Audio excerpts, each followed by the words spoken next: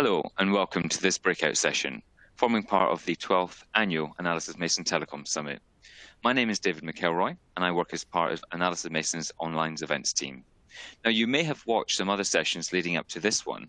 However, I just wanted to remind you of a few points that will help you to get the most out of this and all of our other summit presentations. So firstly, please remember these sessions are available on demand, and that means that you can access them in an order and at a time and a date that suits you. We have a selection of keynote and breakout sessions for you to choose from, and you can access them all via the event homepage. Once you have entered your chosen session, you have the ability to connect with our presenters, access useful resources, and submit questions. Please use the console widgets that you can see in front of you, and as these are on-demand sessions, our presenters will pick up your questions and respond to you directly via email in the coming days. Now, once this session has ended, you can click the event homepage to return and select another session. Now, I have the pleasure of introducing Research Director Rupert Wood. So over to you, Rupert, when you're ready. Thank you, David. So I'm going to be discussing some uncertainties surrounding FTTP going forward. And I should just say, just at the outset, Analysys Mason prefers the term FTTP, fiber to the premises, but please take it to mean effectively the same as FTTH.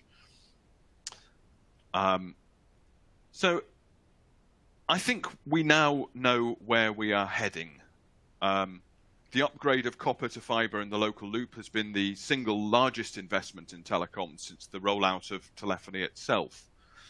And at times, the upgrade to FTTP may have seemed like it was an investment too far. But we now believe we're pretty sure that we're heading towards 90%, probably high 90%, in some cases 100% coverage of FTTP in developed economies. This chart is for Western Europe. Central and Eastern Europe is a little behind, but as is, in fact, North America. But we think they will still get there and thereabout, this 90s, possibly high 90s% coverage. Obviously, rollout has progressed at different cadences in different individual markets.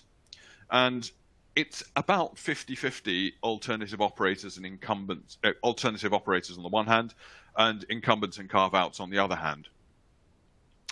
And we now reckon that by 2030, there will be about 1.6 aggregate FTTP premises passed for every unique premises passed. In other words, the average household, if there's such a thing, will have a choice of 1.6 FTTP premises passed. That means obviously that some will get 2, a choice of 2. Some might even get 3, choice of 3.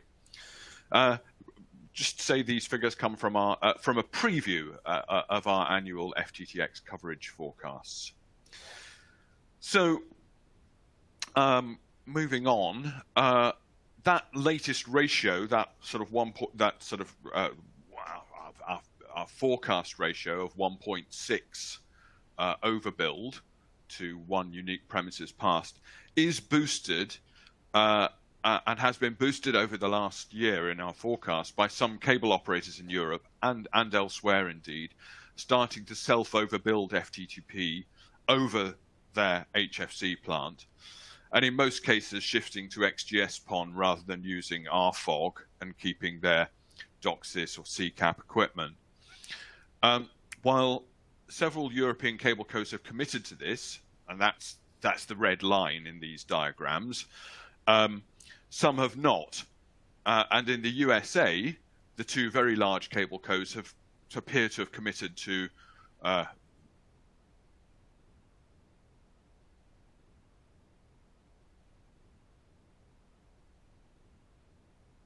the reasons we think cable codes will have to shift to native XPON networks.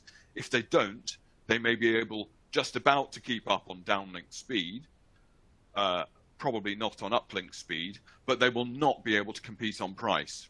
So our forecasts show self-overbuild some way ahead. Our forecast view is some way ahead of the current commitment levels that operators show, that cable operators show.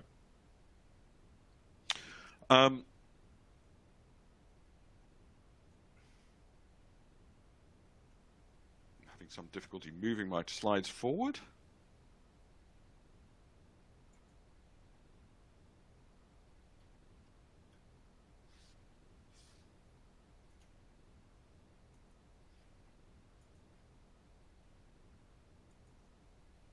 Right, got it. So on the demand side, the direction of travel also looks good. It will, of course, FTTP will, of course, be the principal form of broadband, as it is already in many countries. But our latest consumer survey for Europe and North America, taken in 3Q 2022, and this is not yet published, shows some interesting results. And I think on the right-hand side, if you look at the results, you can see that in the past 3 years, FTTP has had a consistently good net promoter score.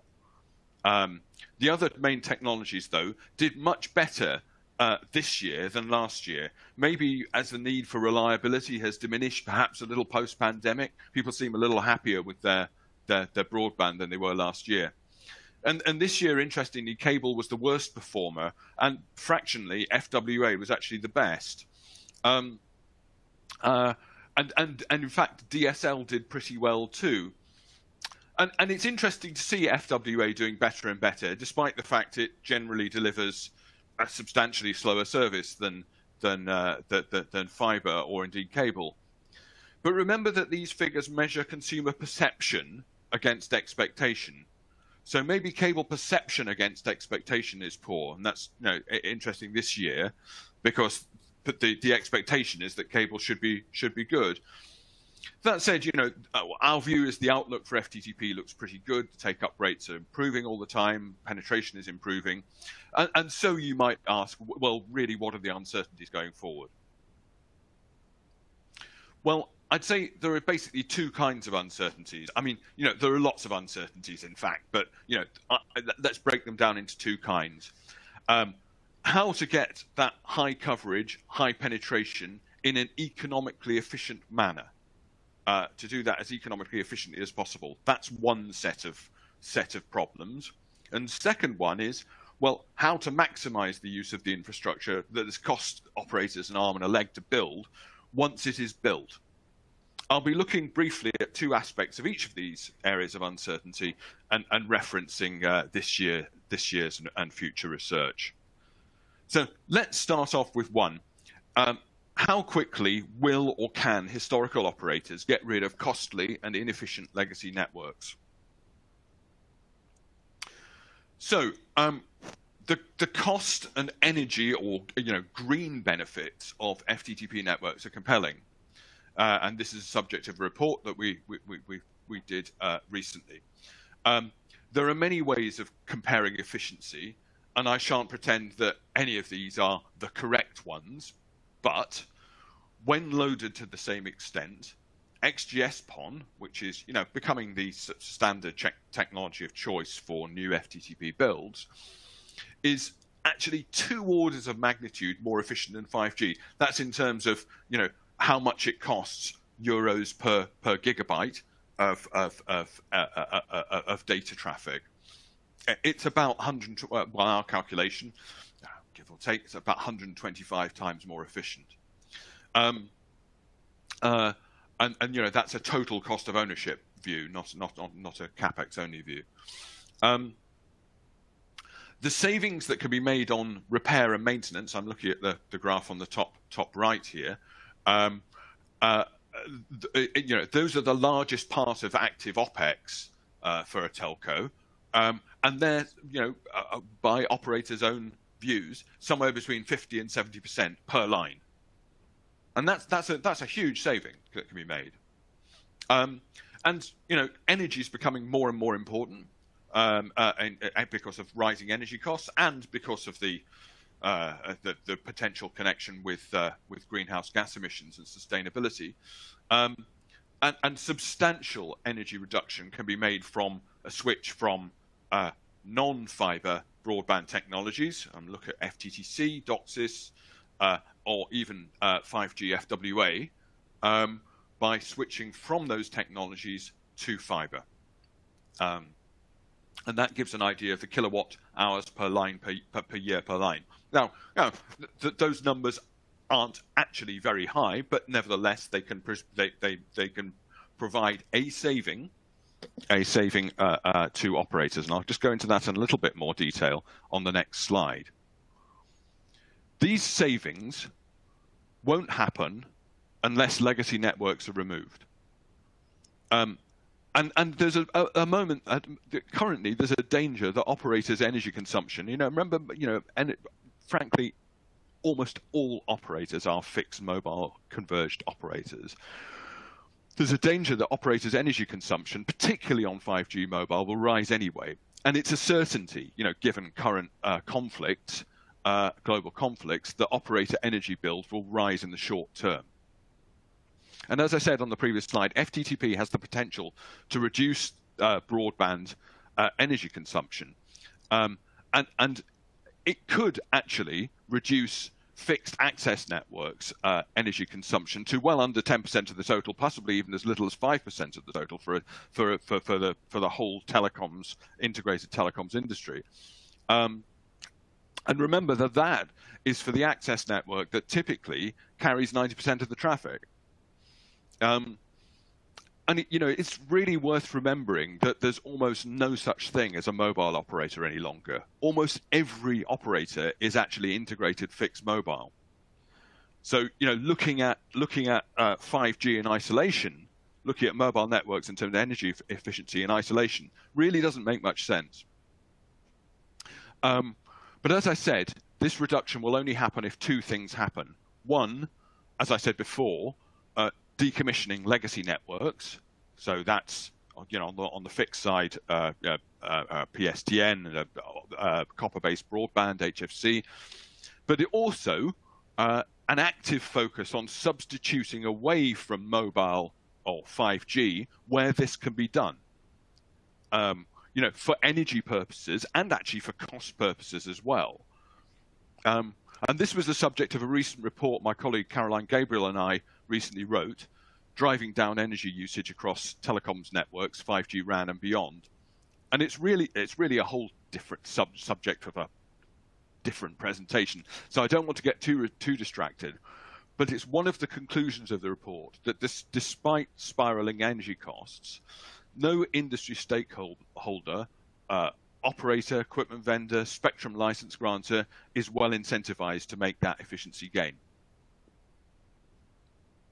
So moving on to the next slide, more and different commercial models of sharing can accelerate the change from legacy to a new optical-based network. And we see these different commercial models as well as different technical models for wholesale appearing. So a shift from basic rental, the sort of model that we're familiar with from regulated wholesale access, to leasehold IRUs, from a pure OPEX model for the service provider to one that has some hybrid characteristics of owner economics. And these inevitably come at the expense of some average revenue per line, because they basically are cheaper. But they will also pile additional pressure on cable cos to transform their networks from HFC, from costly OPEX-heavy HFC to lower OPEX fiber, because they will typically exert downwards pressure on average revenue per line, making the premium cable cos charge less. It makes it less sustainable. Given the higher OPEX base of HFC or DOCSIS, margins will also get squeezed without a refocus on FTTP. So this is this is driving that change forward. Not only just for the operator that's offering the hybrid models, the IRU models, the conditional access models, but it's changing the nature of other networks beyond their own. Analysys Mason's annual survey of wholesale tariffing, which I reference at the bottom there, covers off some of these new models. And regulation too often, I think, gets in the way of rapid transition to new networks. We've recently started tracking wireline and, in fact, wireless decommissioning of legacy networks, and the pace of that can be frustratingly slow, particularly in fixed, and really misaligned with green imperatives. PSTN switch off, which is effectively a sort of condition of copper switch off in some ways, but can save perhaps 10% of energy costs for an integrated operator, and that's quite a bit. And that at least is well advanced in some countries. Some countries have already done that, and I think A1 in Austria switched the PSTN off back in 2013. But it's often not until the 2030s that copper broadband, that is, and the surplus local exchange facilities that serve that copper broadband are set to be decommissioned. So there's a long way to go. So the second uncertainty around efficiently getting there that I'm going to discuss is this potential mismatch between small-scale, geographically fragmented fiber FTTP infrastructure providers and national service provider markets. You've got geographical fragmentation on one side, and you've got national segmentation on the other. So the scale of the ambition in rollout and the scale of fragmentation can be pretty mind-boggling, and one need look no further than right here in the UK to see the most extreme example. The total aggregate ambition of the various FTTP plays amounts to 240% coverage in the UK. Now, that smacks of some inefficiency, and I just hasten to remind you that these are not our forecasts. These are just aggregates of the ambitions. And that 240% is pretty extreme compared to two other late developer markets, the USA and Germany. And note that by 2028, according to Virgin Media 02, all cable will be overbuilt with FTTP. So there won't be any sort of DOCSIS only, HFC only connections left, coverage left in the UK. So as I say, these aren't really our forecasts, and in fact we believe that this level of overbuild won't really be the outcome by 2028. Some investments will not deliver as hoped, and a level of consolidation is inevitable. But there are interesting and perhaps more efficient means of consolidating than M&A, and I'll now look at two. Two of those would be common wholesale platforms and common retail service provision. So the first one's common wholesale platform approach, which opens multiple infrastructures up to multiple service providers. There's some interest in this in the UK, but it's better developed in some Nordic markets, in particular probably the most developed example is in Denmark. We're all familiar with wholesale only, but this is one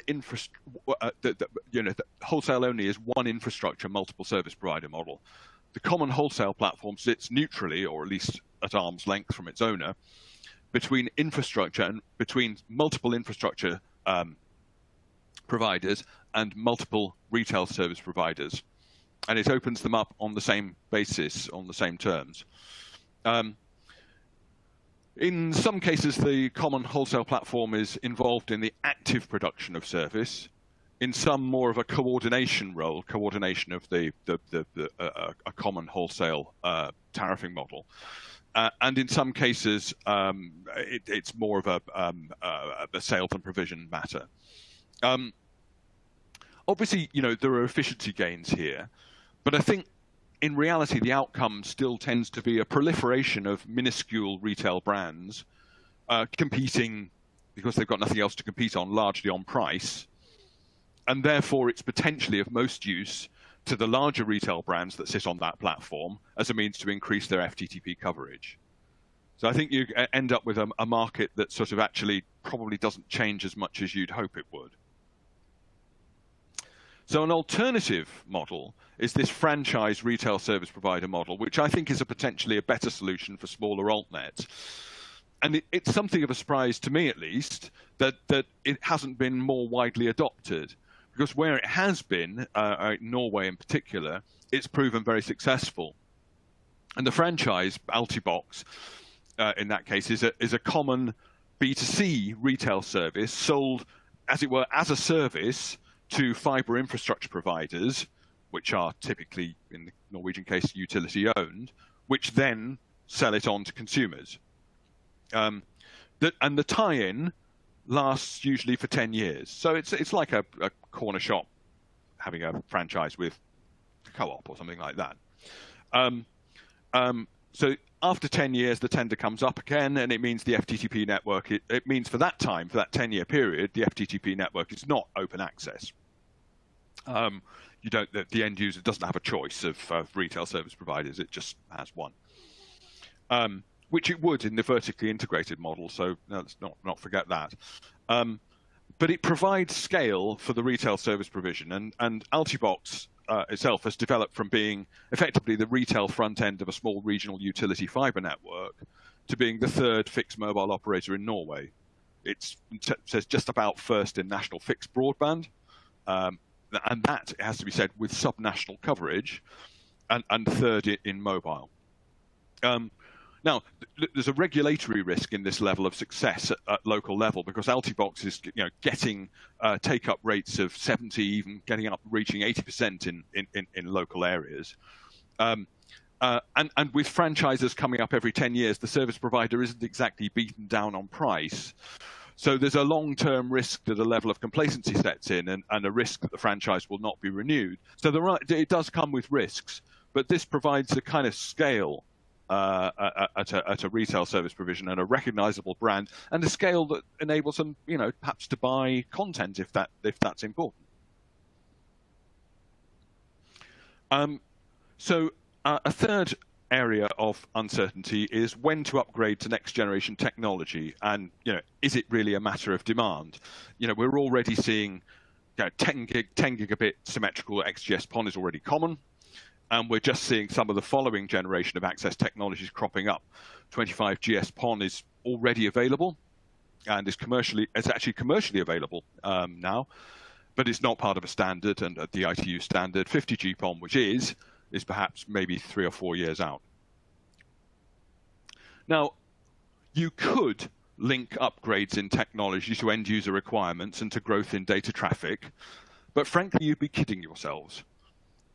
You've probably seen models that match future, improbably geeky families in somewhere in the future to startlingly fast access speeds. But that's not how it really works. I think what I'm trying to show on this slide is how it really works. Now, at the moment, the average usage in Europe is about 400 gigabytes a month. Now, if that usage were continuous, it would be just 1.2 megabits per second. But it isn't continuous. Fluctuates over the time of day, and busy hours is typically about 3 times higher. So 3.6, only 3.6 megabits per second to serve your customers. Now, the comfort speed, a term we've used for some time for the speed below which average usage per line tends to fall away, is probably now coming up to about 100 megabits per second. That's about, give or take, 25 times the average peak speed. And that 25 to 1 is related to the contention ratios in older style networks.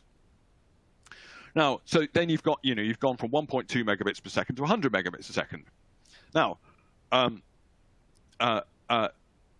service providers, typically want a top tier speed, something to display their credibility and something to match customer expectations of what a service provider should provide, or they think should provide. And that might, say, be 10 times that of the comfort speed. So now we're at 1 gigabit per second. And you can't, as a service provider, an operator, you can't honestly offer the full capacity of a 32 split OLT to one subscriber. So your top tier speed and the sustainable measure shouldn't probably be more than about 40% of that capacity. So to provide 1 gigabit per second, you need 2.5 gigabits a second to support the top tier speed. 1 gigabit per second being 40% of 2.5. So you've gone from 1.2 megabits per second, or 38 megabits per second for a fully loaded 32 split OLT, to 2.5 gigabits per second, the maximum on the GPON. So at that point, you think, well, an upgrade to XGS-PON looks pretty imminent. But you have to be aware that even if every port were utilized, which it typically isn't, at current rates, you're using about 1% of possible capacity on a GPON. Or if it were actually that traffic were currently on an XGS-PON, 0.2%. Now, with a 30% annual growth rate on the right, that means, if you follow this logic, another upgrade to 25 or 50G by 2027. But it just shows how little technology has to do with current end user needs. And I think, as an aside, it's worth considering how much of this logic also applies to mobile networks. Is it really relentless traffic growth that drives RAN upgrades now? I'd say no, generally not.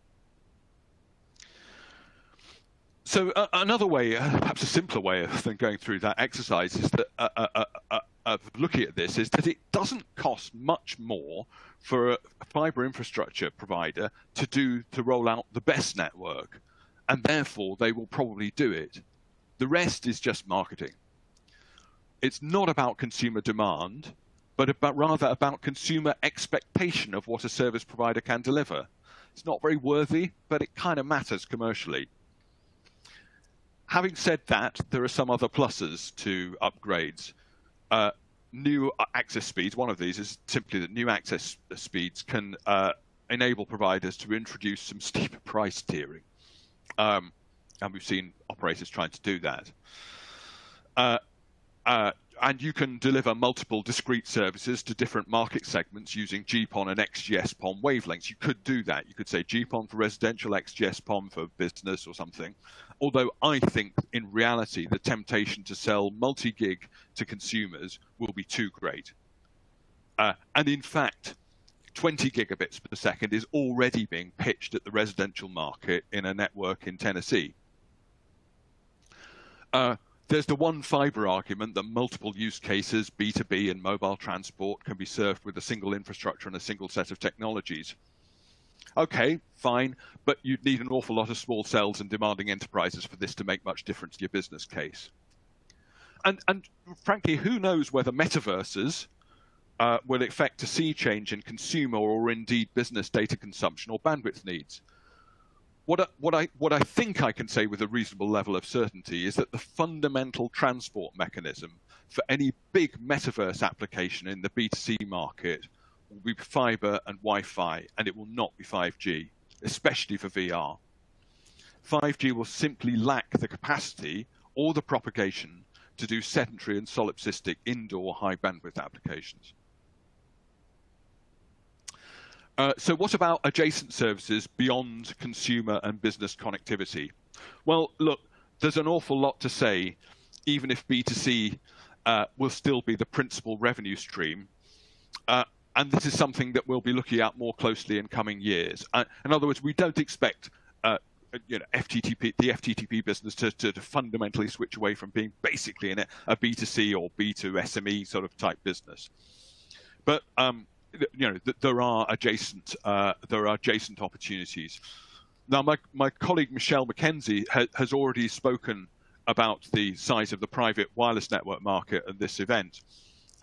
I'd like to say something linking the F5G initiative, the ETSI F5G initiative, to the opportunity in the private network market. Now, the F5G initiative sounds an awful lot like the IMT 2020 vision translated over to the fixed access world. New, faster and smarter access technology meets a proliferation of end user devices in a hyper-densified network. But I think that fiber to the everywhere idea adds another interesting and in many respects powerful dimension to that already contested private network space.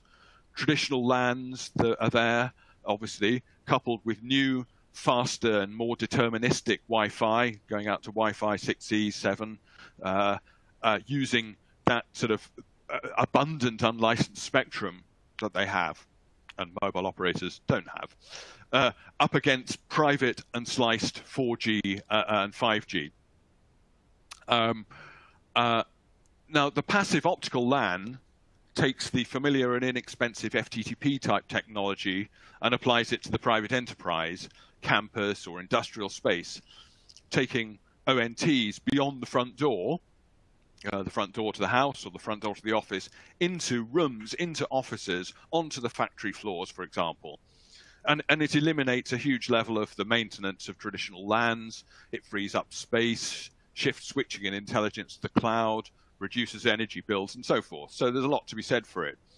It's not a particularly new idea, and it suits new build because it's transforming from traditional LAN to optical LAN is a major refit. But it's worth bearing in mind that I think a Nokia that is a leader in private wireless networks has said that it had actually sold more private optical LANs by mid-2022 than private wireless networks. And not all private wireless networks were 5G. So it gives some idea of this kind of contested space. And I think that what we'll see is play out is a private networks world where technologies to some extent coexist, to some extent complement each other, and to some extent compete. But where which technology succeeds in any area will play out along different parameters, some of which I've provided here on the bottom right. And for an existing FTTP player, this opportunity is never going to exceed the basic proposition. But there's some interesting new possibilities there, and I think we need to recognise that the private network space is not one where a single network technology is going to dominate. So just to move to the final slide, just to recap, we've covered quite a lot of disparate ground in many ways. But 3 recommendations to finish off with. First, the rate of decommissioning old fixed, for that matter old mobile networks, has to be faster to match priorities that are both commercial, energy costs hurt operators, and frankly ethical. The second is invest in multi-gig now, even if it doesn't really relate to consumer need, but there are actually some other compelling reasons to do so. And third, for the smaller plays, think about common platforms, and in particular about the common retail front rather than the common wholesale platform, because there is a splendid precedent for that working. Thank you very much for joining, and I'll now hand back to David. Thank you very much, Rupert. That's great. Thank you for that informative presentation. And let me just say thank you to everyone who has attended. Now, before you go, I would just like to remind you that you can access all the useful resources in the console widgets. Again, you can submit a question and you connect with Rupert via LinkedIn. Lastly, please feel free to make your way back to the event homepage by clicking the event homepage button. We hope you enjoyed this session, and we look forward to welcoming you to another session very soon. Thank you again.